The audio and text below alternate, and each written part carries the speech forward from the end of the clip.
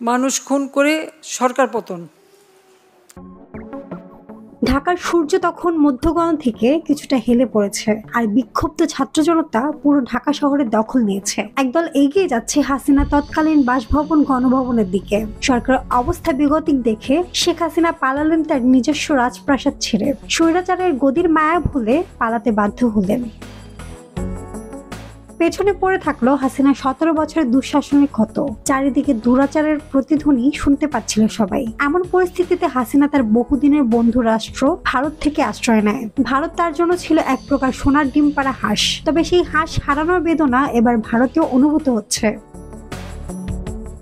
হাসিনার উপস্থিতি দিল্লিতে ভারত সরকারের জন্য এখন একটা অস্বস্তির বিষয় হয়ে দাঁড়িয়েছে। কূটনৈতিক সূত্রে জানা গেছে, ভারত সরকার এখন তাকে দিল্লি থেকে সরিয়ে অন্য কোথাও নিয়ে গেছে। তবে কোথায় নিয়ে যাওয়া হয়েছে সেই বিষয়ে কোনো নিশ্চিত তথ্য পাওয়া যায়নি। তবে সূত্রগুলো বলছে তাকে সম্ভবত ইস্টার্ন কমান্ডের কোনো নিরাপদ স্থানে রাখা হয়েছে। ভারতের পক্ষ থেকে এখন পর্যন্ত তার অবস্থান নিয়ে কোনো তথ্য প্রকাশ করা হয়নি। দিল্লি এই বিষয়টি রাজনৈতিক ও রাষ্ট্রীয় বিষয় হিসেবে নিয়েছে, তাই এসব নিয়ে কোনো মন্তব্য করছে না।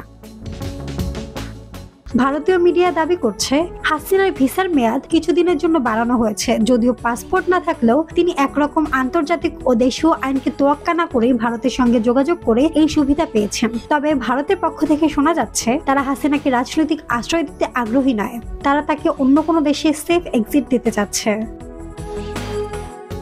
ভারতীয় মিডিয়ায় আরো একটি তথ্য উঠে এসেছে যে হাসিনা সম্ভবত যুক্তরাজ্যে যাওয়ার ইচ্ছা প্রকাশ করেছিলেন। তবে সেই সময় লন্ডন তাকে রাজনৈতিক আশ্রয় দিতে অস্বীকার করে। এরপর থেকে হাসিনার পরবর্তী গন্তব্য নিয়ে ধোঁয়াশা তৈরি হয়েছে।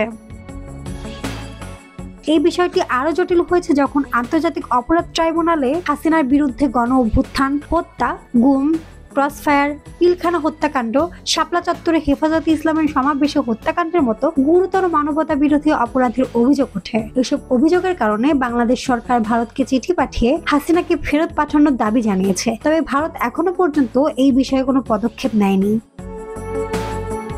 হাসিনার ভবিষ্যৎ গন্তব্য এবং তার বিরুদ্ধে ওঠা অভিযোগগুলো নিয়ে পুরো আন্তর্জাতিক মহলে এখন এক ধরনের অস্বস্তি ও জল্পনা কল্পনা চলছে। মাহমুদ আজম বৃষ্টি, ডেস্ক রিপোর্ট, কথা কম।